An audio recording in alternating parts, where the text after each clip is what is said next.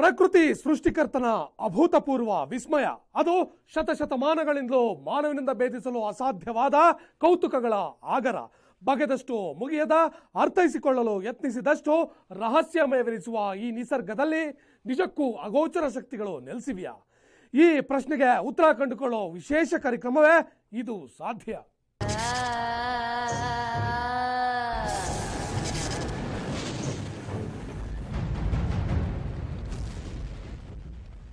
ಎಷ್ಟೋ ಸಲ ನಾವು ಊಹಿಸಿರದಂತ ಕೆಲವೊಂದು ಸ್ಥಳಗಳಲ್ಲಿ ನಂಬಲು ಅಸಾಧ್ಯವೆನಿಸುವ ಅಚ್ಚರಿಗಳು ಉಂಟಾಗುತ್ತವೆ. ಅವು ಇಡೀ ಮಾನವ ಕುಲವನ್ನ ದಿಗ್ಭ್ರಮೆಗೊಳಿಸುತ್ತವೆ. ಅಂತಹ ಅಚ್ಚರಿಗಳಿಗೆ ನೇರ ಸಾಕ್ಷಿಯಾಗಿದೆ ಒಂದು ಬಂಡೆ ಬೆಟ್ಟ. ಈ ಬೆಟ್ಟದಲ್ಲಿ ಇದ್ದಕ್ಕಿದ್ದಂತೆ ಆಶ್ಚರ್ಯಗಳು ಉಂಟಾಗುತ್ತವೆ. ಆ ಆಶ್ಚರ್ಯಗಳು ಸಕಲ ಜೀವಕೋಟಿಯನ್ನ ಬೆರಗುಗೊಳಿಸುತ್ತಿವೆ.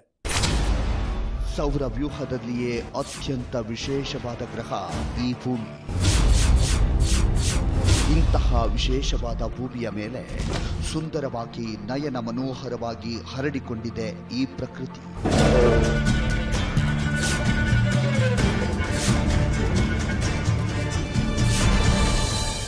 ಇಂತಹ ಪ್ರಕೃತಿಯಲ್ಲಿ ನಡೆಯೋ ಅಚ್ಚರಿಗಳಿಗೆ ಲೆಕ್ಕವಿಲ್ಲ. ಯಾಕೆಂದ್ರೆ ಈ ಪ್ರಕೃತಿಯು ಆ ಕಾಣದ ಶಕ್ತಿಯಿಂದ ರಚನೆಯಾದ ಒಂದು ಅದ್ಭುತವೇ. ಇಂತಹ ಅದ್ಭುತಕಾರಕ ಪ್ರಕೃತಿಯಲ್ಲಿ ದಿನನಿತ್ಯವೂ ಅಚ್ಚರಿಗಳು ನಡೆಯುತ್ತಲೇ ಇರುತ್ತವೆ. ಅವು ಸಕಲ ಮಾನವ ಕುಲವನ್ನ ಚಕಿತಗೊಳಿಸುತ್ತಲೇ ಇರುತ್ತವೆ. ಆದರೆ ಇಂದಿಗೂ ಕೂಡ ಅಂತಹ ಅಚ್ಚರಿಗಳ ಮೂಲ ಈ ಮಾನವ ಕೋಟಿಗೆ ಗೊತ್ತಾಗಿಲ್ಲ. ಇಂತಹ ಅರ್ಥವಾಗದ ಪ್ರಕೃತಿಯಲ್ಲಿನ ಅಚ್ಚರಿಕಾರಕ ಬಂಡೆ ಗುಡ್ಡದ ಸ್ಥಳವೊಂದು ಜನ ನಂಬಲ ಸಾಧ್ಯವಾದಂತಹ ವಿಸ್ಮಯಗಳನ್ನ ಉಂಟು ಮಾಡ್ತಾ ಇದೆ, ಬೆಚ್ಚಿ ಬೀಳಿಸ್ತಾ ಇದೆ. ನೋಡಲು ಗುಡಿಯ ಗೋಪುರದಂತೆ ಕಾಣುವ ಗುಡ್ಡ, ಗುಡ್ಡದ ತುಂಬೆಲ್ಲ ದೊಡ್ಡ ದೊಡ್ಡ ಬಂಡೆಗಳು. ಮಾಮೂಲಿ ಬಂಡೆಗುಡ್ಡ. ಈ ಗುಡ್ಡದಲ್ಲಿ ಏನಿದೆ? ನಿಮ್ಮಲ್ಲಿ ಪ್ರಶ್ನೆ ಮೂಡುವುದು ಸಹಜ. ಅದಕ್ಕೆ ಉತ್ತರ ಅದ್ಭುತವಾಗಿದೆ. ಈ ಗುಡ್ಡದಲ್ಲಿ ಒಬ್ಬ ಜಟಾಧಾರಿ ನೆಲೆಸಿದ್ದಾನೆ.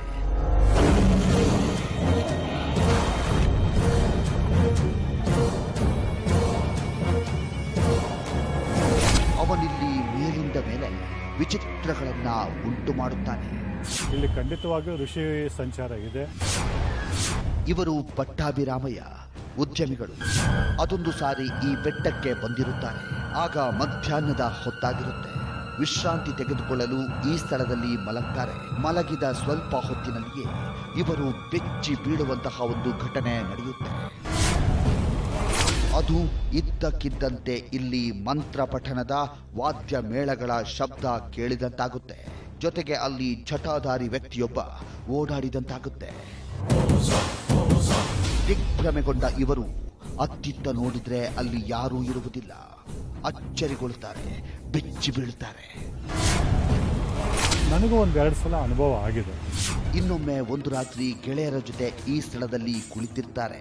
ಮಧ್ಯರಾತ್ರಿಯ ಸಮಯಕ್ಕೆ ಇದ್ದಕ್ಕಿದ್ದಂತೆ ಇವರ ಪಕ್ಕದಲ್ಲೇ ಯಾರೋ ದಾಟಿ ಹೋದಂತೆ ಭಾಸವಾಗುತ್ತೆ. ಬೆಚ್ಚಿದ ಇವರ ಮೈ ಜುಮ್ಮೆಂದು ಮೈ ರೋಮಗಳೆಲ್ಲ ಎದ್ದು ನಿಂತ ಅನುಭವವಾಗುತ್ತೆ.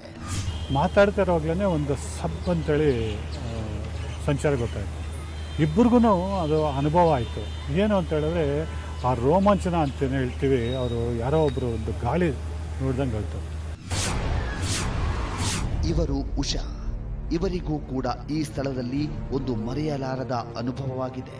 ಪ್ರಶಾಂತವಾದ ನಿರ್ಮಲವಾದ ಸ್ಥಳಗಳನ್ನು ಸುತ್ತುವುದು ಇವರ ಹವ್ಯಾಸ. ಅದೇ ರೀತಿ ಒಂದು ದಿನ ಈ ಸ್ಥಳಕ್ಕೆ ಬಂದು ಮಧ್ಯಾಹ್ನದ ಸಮಯದಲ್ಲಿ ಏಕಾಂತದಲ್ಲಿ ಧ್ಯಾನಕ್ಕೆ ಕುಳಿತುಕೊಳ್ಳುತ್ತಾರೆ.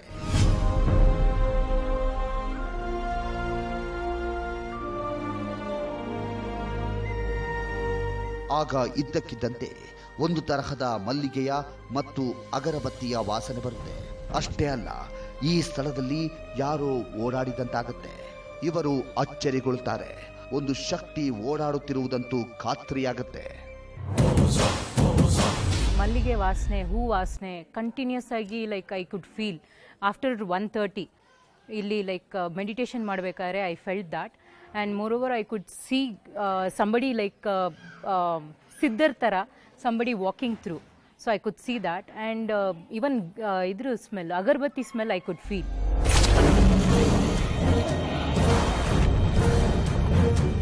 ಇಂತಹ ಘಟನೆಗಳು ಇಲ್ಲಿ ಸಾಕಷ್ಟು ನಡೆದಿವೆ. ಇದರ ಜೊತೆಯಲ್ಲಿಯೇ ಈ ಸ್ಥಳಕ್ಕೆ ಬಂದು ಈ ಜಟಾಧಾರಿಯನ್ನ ಮನದಲ್ಲೇ ನೆನೆದಾಗ ಅಂದುಕೊಂಡ ಕಾರ್ಯಗಳು ಕೂಡ ನೆರವೇರ್ತಾ ಇದೆ. ಪ್ರತಿಯೊಂದು ಅನ್ಕೊಂಡಿದ್ದು ನಡೀತಾನೆ ಇರುತ್ತೆ. 99% ಯಾರು ಏನು ಹರಕೆ ಹೊತ್ಕೊಂಡ್ರು ಇಲ್ಲೇ ನೆರವೇರುತ್ತೆ ಅಂತ ಎಲ್ಲರೂ ಹೇಳ್ತಾ ಇರ್ತಾರೆ. ತುಂಬಾ ನಡೆಯುತ್ತೆ. ಇವರು ಸೂರ್ಯನಾರಾಯಣ, ಮರದ ಪೀಠೋಪಕರಣಗಳ ವ್ಯಾಪಾರಸ್ಥರು. ಚೆನ್ನಾಗಿ ವ್ಯಾಪಾರ ಮಾಡಿಕೊಂಡಿದ್ದ ಇವರ ವ್ಯಾಪಾರದಲ್ಲಿ ಇದ್ದಕ್ಕಿದ್ದಂತೆ ಒಂದು ದಿನ ಒಂದು ಅವಘಡ ಸಂಭವಿಸುತ್ತೆ. ಅದು ಒಂದು ರಾತ್ರಿ ಶಾರ್ಟ್ ಸರ್ಕ್ಯೂಟ್ನಿಂದ ಇವರ ಅಂಗಡಿ ಸುಟ್ಟು ಹೋಗುತ್ತೆ. ಇದರಿಂದ ತುಂಬಾ ನಷ್ಟವಾಗುತ್ತೆ. ಜೀವನಕ್ಕಿದ್ದ ಒಂದು ಆಸರೆಯು ಕೈತಪ್ಪಿ ಹೋಗುತ್ತೆ. ಇದರಿಂದ ಚಿಂತಿತರಾದ ಇವರಿಗೆ ಮುಂದೇನು ಮಾಡುವುದು ಎಂಬ ಚಿಂತೆ ವಿಪರೀತ ಕಾಡತೊಡಗುತ್ತೆ. ದಾರಿ ಗೊತ್ತಾಗದೆ ಒದ್ದಾಡುತ್ತಾರೆ. ನನ್ನ ಅಂಗಡಿಯಲ್ಲಿ ಬೆಂಕಿ ಬಿತ್ತೋಯ್ತು, ಅಪಾರ ನಷ್ಟ ಆಗೋಯಿತು. ತುಂಬ ನಾನು ಡಿಪ್ರೆಸ್ ಆಗಿಬಿಟ್ಟೆ. ಆಗ ಇವರ ಈ ಸ್ಥಿತಿಯನ್ನು ನೋಡಿದ ಸ್ನೇಹಿತರೊಬ್ಬರು ಈ ಸ್ಥಳದ ಮಾಹಿತಿ ನೀಡ್ತಾರೆ. ಅವರ ಮಾತಿನಂತೆ ಇಲ್ಲಿಗೆ ಬರ್ತಾರೆ. ಪ್ರಶಾಂತವಾಗಿ ಸ್ವಲ್ಪ ಹೊತ್ತು ಈ ಸ್ಥಳದಲ್ಲಿ ಕುಳಿತು ಇಲ್ಲಿರುವ ಜಟಾಧಾರಿಯನ್ನ ಮನದಲ್ಲಿ ನೆನೆದು ತನ್ನ ಕಷ್ಟವನ್ನ ದೂರ ಮಾಡಪ್ಪ ಎಂದು ಬೇಡಿ ಹೋಗ್ತಾರೆ. ಇದಾದ ಮೇಲೆ ಇವರ ಜೀವನದಲ್ಲಿ ಒಂದು ಅಚ್ಚರಿಕಾರಕ ಬದಲಾವಣೆ ಉಂಟಾಗುತ್ತೆ. ಅದು ಇವರು ಸಣ್ಣ ಮಟ್ಟದಲ್ಲಿ ಮತ್ತೊಂದು ಅಂಗಡಿಯನ್ನ ತೆಗೆದಿದ್ದು ಕೆಲವೇ ದಿನದಲ್ಲಿ ಇವರು ವ್ಯಾಪಾರದಲ್ಲಿ ಉತ್ತಮ ಲಾಭ ಕಂಡುಕೊಂಡಿದ್ದು.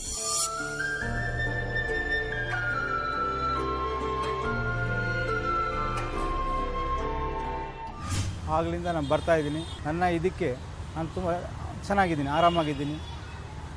ಫ್ಯಾಮ್ಲಿಲೂ ಒಂಥರ ಆರಾಮ ಸಿಕ್ಕಿದೆ. ತುಂಬ ಇದಾಗಿದೆ.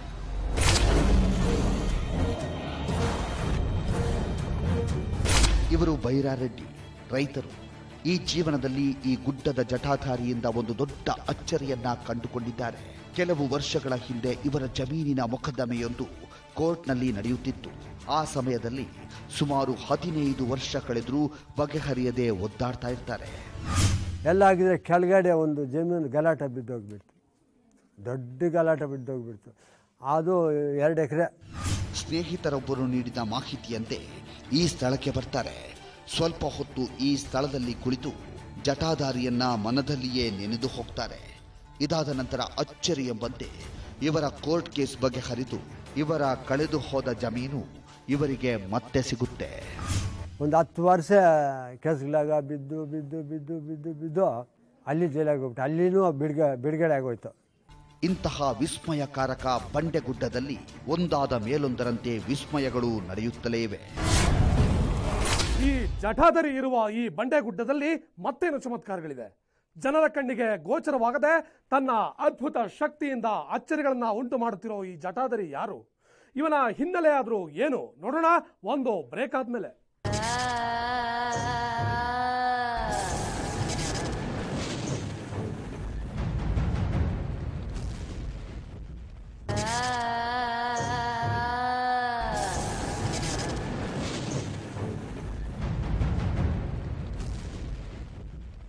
ಓರ್ವ ಜಟಾಧಾರಿ ಮಾಯಾವಿಯಾಗಿ ಓಡಾಡುತ್ತಿರುವ ಈ ಬಂಡೆಗುಡ್ಡದಲ್ಲಿ ಇನ್ನೂ ಹಲವಾರು ಚಮತ್ಕಾರಗಳು ನಡೆಯುತ್ತಿವೆ. ಜೊತೆಗೆ ಈ ಸ್ಥಳದಲ್ಲಿ ವಿಸ್ಮಯಕಾರಿ ಗಂಗೆ ಉದ್ಭವಿಸುತ್ತಿದ್ದಾಳೆ. ಈ ಗಂಗೆಯಲ್ಲಿ ಒಂದು ಅದ್ಭುತವಾದ ಶಕ್ತಿ ಇದೆ. ಆ ಗಂಗೆಯ ಸೇವನೆಯಿಂದ ಹಲವಾರು ಕಾಯಿಲೆಗಳು ವಾಸಿಯಾಗುತ್ತಿವೆ.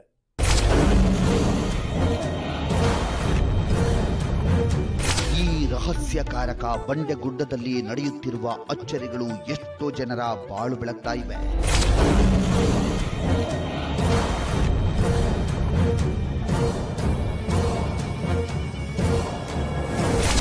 ಇವರು ಭಾರತಿ, ಬೆಂಗಳೂರಿನ ನಿವಾಸಿಗಳು, ವ್ಯಾಪಾರಸ್ಥರು. ಇವರು ಕೂಡ ಈ ಜಟಾಧಾರಿಯಿಂದ ತಮ್ಮ ಜೀವನದಲ್ಲಿ ಒಂದು ಚಮತ್ಕಾರವನ್ನ ಕಂಡುಕೊಂಡಿದ್ದಾರೆ. ಮೊದಲಿಗೆ ಒಂದು ಚಿಕ್ಕ ವ್ಯಾಪಾರವನ್ನ ಶುರು ಮಾಡಿದ್ದ ಇವರಿಗೆ ಆರಂಭದ ದಿನದಲ್ಲಿ ಇವರ ವ್ಯಾಪಾರದಲ್ಲಿ ತುಂಬಾನೇ ಕಷ್ಟಗಳು ಎದುರಾಗುತ್ತವೆ. ಆ ಸಮಯದಲ್ಲೆಲ್ಲ ಇವರಿಗೆ ನೆನಪಾಗಿದ್ದು ಈ ಸ್ಥಳದ ಜಟಾಧಾರಿ.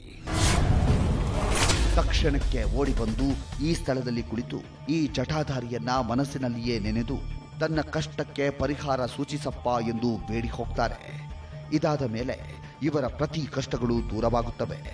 ವ್ಯಾಪಾರ ಅಭಿವೃದ್ಧಿಯಾಗಿ ಈಗ ಚೆನ್ನಾಗಿದ್ದಾರೆ. ಬಿಸ್ನೆಸ್ ಅಲ್ಲಿ ಪ್ರಾಬ್ಲಮ್ ಅಂದರೆ ವ್ಯಾಪಾರ ಅಂದಮೇಲೆ ಹೆಚ್ಚು ಕಡಿಮೆ ಆಗೇ ಆಗುತ್ತೆ. ಸೊ ಹಾಗಾಗಿ ಅದರಲ್ಲೂ ನನಗೆ ಸೊಲ್ಯೂಷನ್ ಸಿಕ್ಕಿದೆ. ನನ್ನ ಫ್ಯಾಮಿಲಿ ಪ್ರಾಬ್ಲಮ್ಸ್ ಎಲ್ಲ ಸಾಮಾನ್ಯವಾಗಿ ಅದೆಲ್ಲ ಇದ್ದೇ ಇರುತ್ತೆ. ಸೊ ಹಾಗಾಗಿ ಎಲ್ಲದರಲ್ಲೂ ನನಗೆ ಸೊಲ್ಯೂಷನ್ ಸಿಕ್ಕಿದೆ.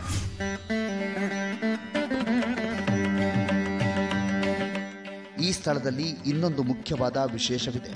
ಅದು ಹೊಸ ವಾಹನಗಳನ್ನು ಕೊಂಡುಕೊಳ್ಳುವ ಜನ ಮೊದಲಿಗೆ ಈ ಸ್ಥಳಕ್ಕೆ ಬಂದು ತಮ್ಮ ವಾಹನವನ್ನ ಈ ಸ್ಥಳದಲ್ಲಿ ನಿಲ್ಲಿಸಿ ಪೂಜೆ ಮಾಡಿಸಿಕೊಂಡು ಹೋಗ್ತಾರೆ. ಯಾಕಂದ್ರೆ ಇಲ್ಲಿ ಪೂಜೆ ಮಾಡಿಕೊಂಡು ಹೋದ ಯಾವ ವಾಹನಗಳು ಅಪಘಾತವಾಗುವುದಿಲ್ಲ ಎಂಬ ನಂಬಿಕೆ ಇಲ್ಲಿ ಬಲವಾಗಿದೆ. ಹೊಸ ಗಾಡಿಗಳು ತಗೊಳ್ಳೋದಾಗಲಿ, ತಗೊಂಡಿರೋ ಗಾಡಿಗಳು ಸೆಕೆಂಡ್ ಡೇ ಆಗಿರಲಿ ಫಸ್ಟ್ ಆಗಿರಲಿ, ಅವ್ರು ಇಲ್ಲಿ ಬಂದು ಪೂಜೆ ಮಾಡ್ಕೊಂಡು ಹೋಗ್ತಾರೆ. ಈ ಸ್ಥಳದಲ್ಲಿ ಇನ್ನೊಂದು ಮುಖ್ಯವಾದ ವಿಶೇಷ ಅಚ್ಚರಿ ಎಂದರೆ ಈ ಗಂಗೆ. ಎಲ್ಲರನ್ನೂ ಅಚ್ಚರಿಗೊಳಿಸುತ್ತಾ ಪ್ರಶ್ನೆಯಾಗಿ ಕಾಡ್ತಾ ಇದ್ದಾಳೆ ಈ ಗಂಗೆ.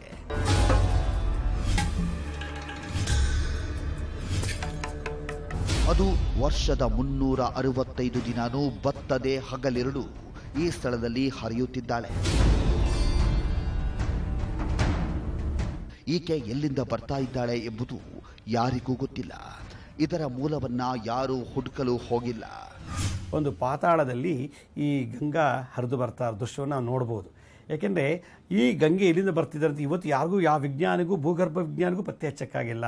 ಕಾರಣ ಅದು ಗುಪ್ತವಾಗಿ ಭೂಮಿ ಅಡಿಯಿಂದ ಈ ಕ್ಷೇತ್ರಕ್ಕೆ ಕಾಶಿಯಿಂದ ಗಂಗೆ ಹರ್ಕೊಂಡ್ಬರ್ತಿದ್ದಾರೆ. ಸ್ಥಳೀಯರು ಹೇಳುವಂತೆ ಇಲ್ಲಿ ಹರಿಯುತ್ತಿರುವ ಗಂಗೆ ಕಾಶಿಯಿಂದ ಹರಿದು ಬರ್ತಾ ಇದ್ದಾಳೆ ಎಂಬ ಮಾತಿದೆ. ಈ ಗಂಗೆಯ ಬಗ್ಗೆ ಎಲ್ಲರಿಗೂ ಭಕ್ತಿ ಇದೆ. ಆಕೆ ತಮ್ಮ ಆರೋಗ್ಯ ಸಮಸ್ಯೆಯನ್ನ ದೂರ ಮಾಡಲೆಂದೇ ಹರಿದು ಬರ್ತಾ ಇದ್ದಾಳೆ ಎಂಬ ನಂಬಿಕೆ ಬಲವಾಗಿದೆ.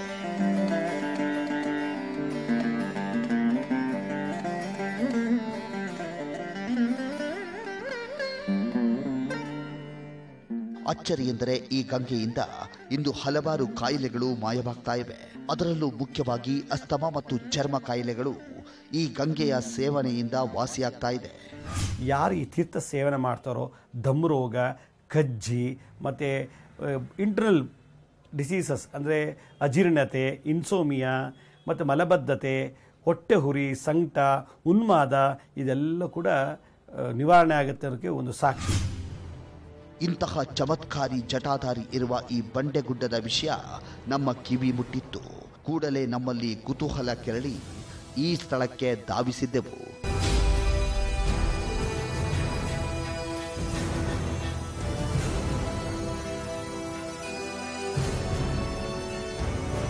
ಸ್ಥಳೀಯರನ್ನು ನಾವು ವಿಚಾರಿಸಿದ್ದೆವು. ಅವರು ಈ ಸ್ಥಳದ ಸಂಪೂರ್ಣ ವಿವರವನ್ನ ನೀಡಿದ್ರು.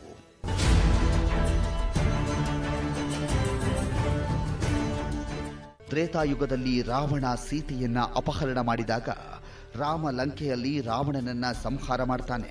ರಾವಣ ಒಬ್ಬ ಶಿವಭಕ್ತ ಮತ್ತು ಬ್ರಾಹ್ಮಣನಾಗಿರ್ತಾನೆ. ಇದರಿಂದ ಬ್ರಾಹ್ಮಣ ಮತ್ತು ಶಿವಭಕ್ತನ ಹತ್ಯಾದೋಷ ಬರುತ್ತೆ. ಜೊತೆಗೆ ತುಂಬು ಗರ್ಭಿಣಿಯಾದ ತನ್ನ ಹೆಂಡತಿ ಸೀತೆಯನ್ನ ಕಾಡಿಗಟ್ಟಿದ್ದರಿಂದ ಅಲ್ಲಿ ತನ್ನ ಅವಳಿ ಮಕ್ಕಳಾದ ಲವಕುಶರ ಜನ್ಮವಾದರೂ ನೋಡಲು ಹೋಗದಿದ್ದರಿಂದ ಅವರಿಂದ ರಾಮನಿಗೆ ಸ್ತ್ರೀದೋಷ ಮತ್ತು ಪುತ್ರದೋಷ ಬರುತ್ತೆ. ರಾವಣ ಒಬ್ಬ ಬ್ರಾಹ್ಮಣ, ಬ್ರಹ್ಮಹತ್ಯಾ ದೋಷ ಬಂತು. ರಾವಣ ಒಬ್ಬ ಶಿವಭಕ್ತ, ಶಿವಭಕ್ತನ ಹತ್ಯಾ ದೋಷ ಬಂತು. ಇದ್ರ ಜೊತೆಗೆ ತುಂಬು ಗರ್ಭಿಣಿಯಾದಂಥ ಸೀತೆಯನ್ನು ಕಾಡ್ಗಟ್ಟಿಬಿಡ್ತಾನೆ. ಸ್ತ್ರೀ ಶಾಪ ಬಂತು. ಮತ್ತು ತನ್ನ ಅವಳಿ ಜೋಳಿ ಮಕ್ಕಳು ಇರ್ತಾರೆ ಲವಕುಶ ಅಂತೇಳಿ, ಅವ್ರನ್ನೂ ಕೂಡ ನೋಡೋಕೆ ಹೋಗಲಿಲ್ಲ.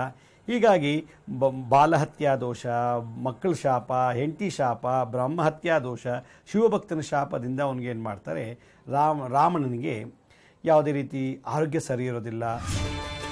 ಇದರಿಂದ ಈ ಎಲ್ಲ ದೋಷಗಳಿಂದ ಮುಕ್ತವಾಗಲು ಸಾಕ್ಷಾತ್ ಶ್ರೀರಾಮ ಈ ಬಂಡೆಗುಡ್ಡಕ್ಕೆ ಬರ್ತಾರೆ.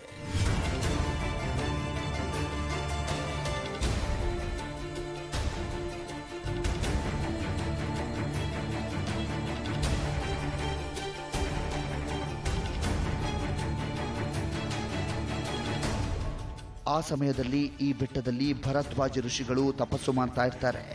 ರಾಮ ಈ ಬಂಡೆಗುಡ್ಡದಲ್ಲಿ ಭರದ್ವಾಜ ಋಷಿಗಳನ್ನ ಕಾಣುತ್ತಾನೆ. ಅವರ ಮುಂದೆ ತನ್ನ ಕಷ್ಟಗಳನ್ನ ಹಂಚಿಕೊಳ್ತಾನೆ. ಇದರಿಂದ ಭರದ್ವಾಜ ಋಷಿಗಳು ಶ್ರೀರಾಮನಿಗೆ ಕಾಶಿಗೆ ಹೋಗಿ ಗಂಗೆಯಲ್ಲಿ ಸ್ನಾನ ಮಾಡಿ ವಿಶ್ವನಾಥನನ್ನ ಪೂಜಿಸು, ಆವಾಗ ನೀನು ದೋಷಮುಕ್ತನಾಗುತ್ತೀಯಾ ಎಂದು ಹೇಳ್ತಾರೆ. ಕಾಶಿಗೆ ಹೋಗಿ ಕಾಶಿ ಗಂಗೆಯಲ್ಲಿ ಸ್ನಾನ ಮಾಡಿ ಆಮೇಲೆ ಕಾಶಿ ವಿಶ್ವನಾಥ ಪೂಜೆ ಮಾಡು, ಆ ಶಾಪ ವಿಮೋಚನೆ ಮಾಡ್ಕೋ ಅಂತ ಹೇಳಿದಾಗ ರಾಮ ಕಾಶಿಗೆ ಹೋಗ್ತಾನೆ. ಅದರಂತೆ ಕಾಶಿಗೆ ಹೋದ ರಾಮ ಗಂಗೆಯಲ್ಲಿ ಸ್ನಾನ ಮಾಡಿ ವಿಶ್ವನಾಥನನ್ನ ಪೂಜೆ ಮಾಡ್ತಾನೆ. ಆಗ ವಿಶ್ವನಾಥನ ಮೂರ್ತಿಯಿಂದ ನಿನ್ನನ್ನು ನನ್ನಲ್ಲಿಗೆ ಯಾರು ಕಳುಹಿಸಿದ್ದಾರೋ ಅವರ ಹತ್ತಿರವೇ ಹೋಗಿ ನಿನ್ನ ದೋಷವನ್ನ ಕಳೆದುಕೋ ಎಂಬ ಆಶೀರ್ವಾಣಿ ಕೇಳಿಬರುತ್ತೆ. ಅದರಂತೆ ಶ್ರೀರಾಮ ಮತ್ತೆ ಈ ಬಂಡೆಗುಡ್ಡಕ್ಕೆ ಬರುತ್ತಾನೆ. ಆಗ ಇಲ್ಲಿ ಭರದ್ವಾಜ ಋಷಿಗಳವರಿಗೆ ಇಲ್ಲಿ ರಾಮನಿಗೆ ಕಾಡಿಗಟ್ಟಿದ್ದ ಸೀತೆಯಲ್ಲಿ ಕ್ಷಮೆಯಾಚಿಸಿ ಮಕ್ಕಳೊಂದಿಗೆ ಅವಳನ್ನು ಕರೆದುಕೊಂಡು ಬರಲು ಹೇಳ್ತಾರೆ. ಅವರ ಮಾತಿನಂತೆ ಶ್ರೀರಾಮ ಕಾಡಿನಿಂದ ಸೀತೆಯನ್ನ ಈ ಸ್ಥಳಕ್ಕೆ ಕರೆದುಕೊಂಡು ಬರ್ತಾನೆ. ಆಗ ಭರದ್ವಾಜ ಋಷಿಗಳು ರಾಮ ಮತ್ತು ಸೀತೆಯಿಂದಲೇ ಈ ಸ್ಥಳದಲ್ಲಿ ಒಂದು ಲಿಂಗವನ್ನ ಪ್ರತಿಷ್ಠಾಪನೆ ಮಾಡಿಸ್ತಾರೆ. ರಾಮನ ಮುಖೇಂದ್ರ ಅಂದ್ರೆ ರಾಮ ಸೀತೆಯನ್ನು ಬರಮಾಡಿಕೊಂಡು ಮಕ್ಕಳ ಸಮೇತ ಗಂಡ ಹೆಂಡತಿ ಮಕ್ಕಳು 3 ಜನನು ಕೂತ್ಕೊಂಡು ಭಾರದ್ವಾಜರ ಮಾರ್ಗದರ್ಶನದಲ್ಲಿ ಆ ಲಿಂಗವನ್ನು ಪ್ರತಿಷ್ಠಾಪನೆ ಮಾಡಿ ಆಗ ಶ್ರೀರಾಮನ ಪಾಪ ವಿಮೋಚನೆಯಾಗುತ್ತೆ. ಅಂದು ಇಲ್ಲಿ ಪ್ರತಿಷ್ಠಾಪನೆಗೊಂಡ ಆ ಲಿಂಗವೇ ಈ ಮುಕ್ತೇಶ್ವರ. ಯಜಾಮಹೇ ಸುಗಂಧಿಂ ಪುಷ್ಟಿವರ್ಧನಂ ಉರ್ವಾರುಕಮಿವ ಬಂಧನಾನ್ ಮೃತ್ಯೋರ್ಮುಕ್ಷೀಯಮಾಮೃತಾತ್. ಸಾಕ್ಷಾತ್ ಶಿವನ ಶಕ್ತಿಯಾಗಿ ಶ್ರೀರಾಮನಿಂದ ಇಲ್ಲಿ ಪ್ರತಿಷ್ಠಾಪನೆಗೊಂಡು ಈ ಸ್ಥಳದಲ್ಲಿ ಬರುವ ಭಕ್ತರ ಕಷ್ಟಗಳನ್ನ ದೂರ ಮಾಡ್ತಾ ಇದ್ದಾನೆ ಈ ಮುಕ್ತೇಶ್ವರ ಸ್ವಾಮಿ.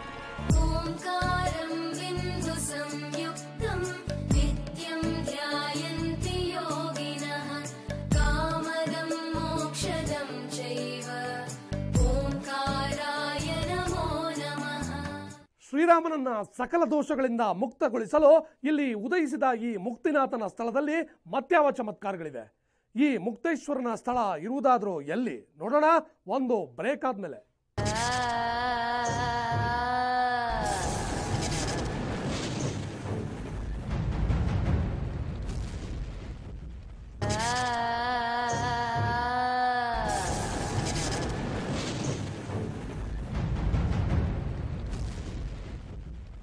ಈ ಮುಕ್ತೇಶ್ವರನ ಸ್ಥಳದಲ್ಲಿ ಇನ್ನೂ ಹಲವಾರು ವಿಸ್ಮಯಗಳು ನಡೆಯುತ್ತಿವೆ. ಜೊತೆಗೆ ಇಲ್ಲಿ ಒಂದು ವಿಶೇಷವಾದ ಹರಕೆ ಪದ್ಧತಿ ಇದೆ.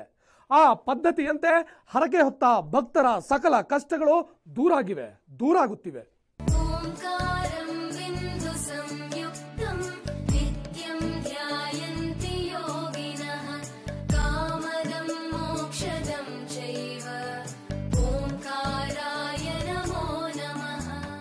ಹಲವಾರು ವಿಶಿಷ್ಟ ಪವಾಡಗಳನ್ನ ಮಾಡುತ್ತಿರುವ ಈ ಸ್ಥಳದಲ್ಲಿ ಒಂದು ವಿಶಿಷ್ಟವಾದ ಹರಕೆ ಪದ್ಧತಿ ಇದೆ. ಭಕ್ತರು ತಮ್ಮ ಕೋರಿಕೆಗಳನ್ನ ಹೊತ್ತು ಈ ಸ್ಥಳಕ್ಕೆ ಬಂದು ತಮ್ಮ ಕೋರಿಕೆಯನ್ನ ಸ್ವಾಮಿಯ ಮುಂದೆ ಸಂಕಲ್ಪ ಮಾಡಿಕೊಂಡು ಒಂದು ಶುಭ್ರವಾದ ಬಟ್ಟೆಯಲ್ಲಿ 11 ರೂಪಾಯಿ ಕಾಣಿಕೆಯನ್ನ ಕಟ್ಟಿ ಈ ಸ್ವಾಮಿಯ ಸನ್ನಿಧಿಯ ಮುಂದಿರುವ ಔದಂಬರ ವೃಕ್ಷಕ್ಕೆ ಕಟ್ಟುತ್ತಾರೆ.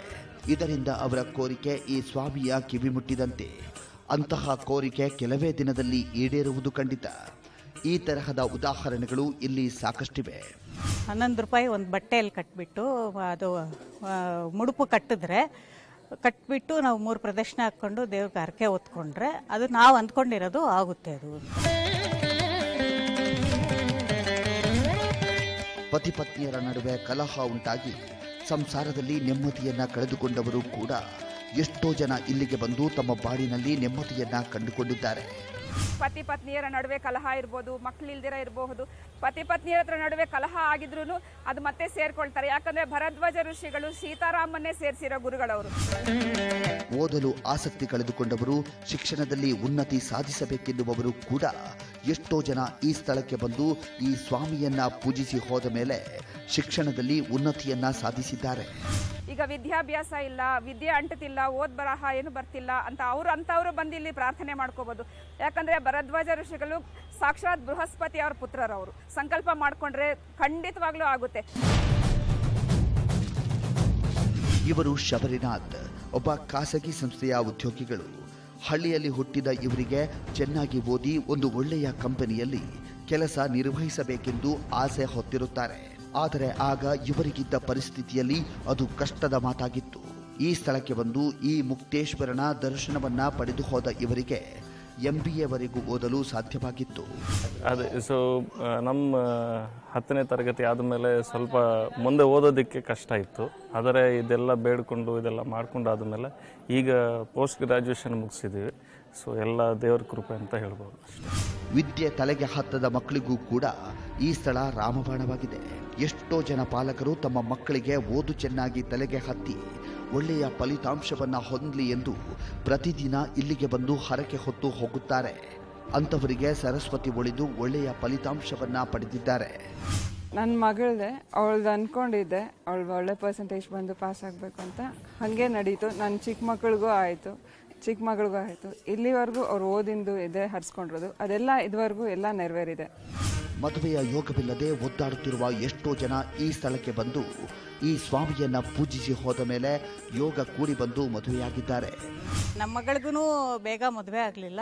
ನಾವು ಇಲ್ಲಿ ಹರಕೆ ಹೊತ್ಕೊಂಡು ನಾವು ಎಲ್ಲ ಪೂಜೆ ಮಾಡಿಸ್ಕೊಂಡು ಹೋಗಿದ್ವಿ.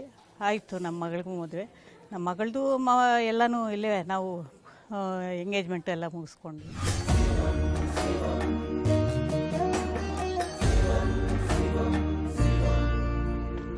ಇವರು ಸಂತೋಷ್, ಬೆಂಗಳೂರಿನ ನಿವಾಸಿಗಳು. ಮದುವೆಯಾದ ವಯಸ್ಸಿಗೆ ಬಂದ ಮೇಲೆ ಇವರು ಸುಮಾರು 5 ವರ್ಷಗಳ ಕಾಲ ಸತತವಾಗಿ ಹೆಣ್ಣು ಹುಡುಕಾಡ್ತಾರೆ. ಆದರೆ ಎಲ್ಲಿಯೂ ಹೆಣ್ಣು ಗೊತ್ತಾಗುವುದಿಲ್ಲ. ಏನಾದರೂ ಕಾರಣದಿಂದ ಸಂಬಂಧಗಳು ಮುರಿದು ಬೀಳ್ತಾ ಇದ್ವು. ಇದರಿಂದ ತುಂಬಾ ಬೇಜಾರಾದ ಇವರು ಮದುವೆಯ ಯೋಚನೆಯನ್ನೇ ಬಿಡುತ್ತಾರೆ, ಚಿಂತೆಗೀಡಾಗ್ತಾರೆ. ಮುಂಚೆ ಒಂದು 5 ವರ್ಷದಿಂದ ನೋಡ್ತಾ ಇದ್ವಿ, ಯಾವುದು ಸೆಟ್ ಆಗಿರಲಿಲ್ಲ. ಕೊನೆಗೆ ಇವರ ಚಿಂತೆಗೆ ಕಾರಣವನ್ನು ತಿಳಿದ ಇವರ ಗೆಳೆಯರು ಇವರನ್ನ ಈ ಸ್ಥಳಕ್ಕೆ ಕರೆದುಕೊಂಡು ಬರುತ್ತಾರೆ. ಇಲ್ಲಿ ಈ ಮುಕ್ತೇಶ್ವರ ಸ್ವಾಮಿಯನ್ನ ಕಂಡು ಹರಕೆಯನ್ನ ಕಟ್ಟಿಕೊಂಡು ಹೋಗ್ತಾರೆ. ಇದಾದ ಕೆಲವೇ ದಿನದಲ್ಲಿ ಇವರಿಗೆ ಹೆಣ್ಣು ಗೊತ್ತಾಗುತ್ತೆ, ಮದುವೆಯೂ ಆಗುತ್ತೆ. ಈಗ ಗಂಡ ಹೆಂಡತಿ ಇಬ್ರು ಅವರ ಹರಕೆಯನ್ನ ತೀರಿಸಲು ಬಂದಿದ್ದಾರೆ. ಸ್ವಲ್ಪ ತಿಂಗಳ ನಂತರನೇ ಸೆಟ್ ಆಯ್ತು. ನನಗೆ ಸೆಟ್ಟಾಗಿ ಮದುವೆ ಸೆಟ್ ಆಗಿದ ತಕ್ಷಣ ಹರಕೆ ಪ್ರಕಾರ ನಾನು ಮದುವೆ ಕೂಡ ಇದೇ ಕ್ಷೇತ್ರದಲ್ಲೇ ಮಾಡ್ಕೊಂಡೆ.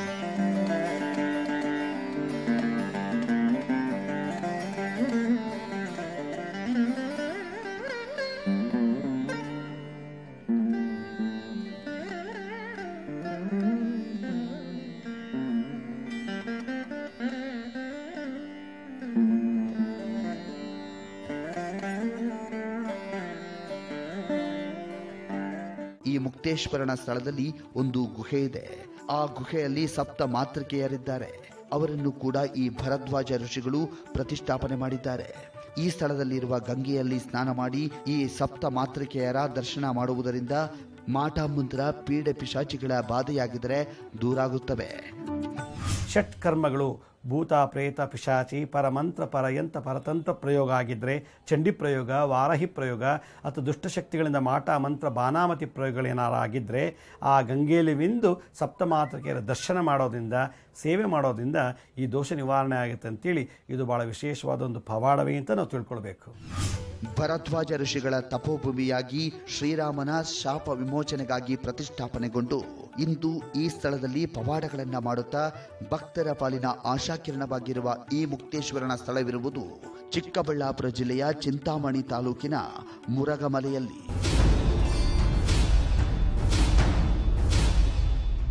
ಲೆಕ್ಕವಿಲ್ಲದಷ್ಟು ಚಮತ್ಕಾರಗಳಿಗೆ ಕಾರಣವಾಗಿದೆ ಈ ಮುಕ್ತೇಶ್ವರನ ಸ್ಥಳ. ಇಲ್ಲಿಗೆ ಭಕ್ತಿಯಿಂದ ಬರುವ ಪ್ರತಿಯೊಬ್ಬ ಭಕ್ತನಿಗೂ ವರ ನೀಡಿ ಹರಸ್ತಾ ಇದ್ದಾನೆ ಈ ಸ್ವಾಮಿ. ಈ ಸ್ವಾಮಿ ಮಾಡ್ತಾ ಇರುವ ಕಾರ್ಯ ಅಪಾರ. ಈ ಸ್ವಾಮಿಯ ಈ ಕಾರ್ಯ ಹೀಗೆ ಮುಂದುವರಿಯಲಿ. ಇನ್ನು ಹಲವು ಭಕ್ತರು ಈ ಸ್ವಾಮಿಯಿಂದ ಅನುಗ್ರಹ ಪಡೆಯಲಿ ಅಂತ ಬೇಡಿಕೊಳ್ಳೋಣ. ರತ್ನೈಃ ಕಲ್ಪಿತ ಮಾನಸಂ ಹಿಮಜಲೈಃ ಸ್ನಾನಂ ಚ ದಿವ್ಯಾಂಬರಂ ನಾನಾರತ್ನ ವಿಭೂಷಿತಂ ಮೃಗಮದಾಮೋದಾಂಕಿತಂ ಚಂದನಂ ಜಾತಿ ಚಂಪಕ ಬಿಲ್ವಪತ್ರರಚಿತಂ ಪುಷ್ಪಂ ಚ ಧೂಪಂ ತಥಾ ದೀಪಂ ದೇವದಯಾನಿಧೇ ಪಶುಪತೆ ಹೃತ್ಕಲ್ಪಿತಂ ಗೃಹ್ಯತಾಂ.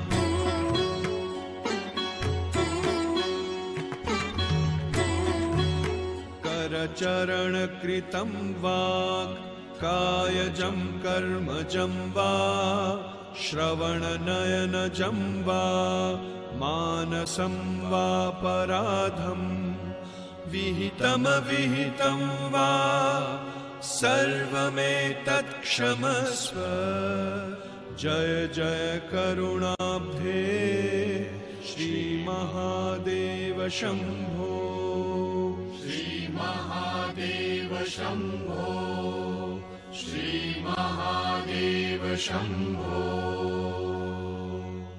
ಅಂದು ಭಾರದ್ವಾಜ ಮುನಿಗಳು ಶ್ರೀರಾಮನಿಂದ ಪ್ರತಿಷ್ಠಾಪನೆಗೊಳಿಸಿದ ಲಿಂಗ ಪವಾಡಗಳನ್ನ ಚಮತ್ಕಾರಗಳನ್ನ ಈ ಕಾಲದಲ್ಲಿಯೂ ಮಾಡುತ್ತಿದೆ ಎಂಬುದು ನಂಬಲು ಕಷ್ಟವೆನಿಸಬಹುದು. ಆದರೆ ಈ ಚಮತ್ಕಾರಗಳಿಗೆ ಹಲವಾರು ಜೀವಂತ ಸಾಕ್ಷಿಗಳು ಇಲ್ಲಿವೆ.